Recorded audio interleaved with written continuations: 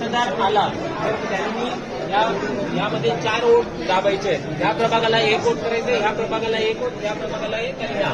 बरोबर आहे. आता आपण हे बॅलेट दिलेलं आहे. हा बिझी लॅम्प पेटलेला आहे. जेव्हा मतदार आतमध्ये जाईल तेव्हा त्याच्या डाव्या बाजूला पहिला हा असेल, पहिला युनिट अ ब. नंतर उजव्या साईडला, म्हणजे आता तुम्ही मतदार आहात असंच अ ब क ड, तुमच्या डाव्या साईडला हीच पहिले आधी असणार आहे. त्याच्यानंतर तुम्ही यामधला एक कोणताही उमेदवार निवडा, हे दाबा बटन. त्याच्या समोरचा लाईट सुरू झालेला आहे. याच्यातला निवडा किंवा कसं तुम्ही सिक्वेन्स अशी घ्या, असं क्रॉस घ्या, चालेल. करून बघा परत एकदा घ्या. आणि ड मधला पहिल्याला निवडलाय करा. अजून कसं करायचं तुम्हाला, हे बघा हा एक आहे. आता जर जेव्हा चौथा हा प्रेस करणार आहे दाबा, त्यावेळेस मशीनमधून आवाज येईल. त्यावेळेस मतदानाची प्रक्रिया पूर्ण झाली, म्हणजे एक मत ह्या मशीनमध्ये पडलेलं आहे.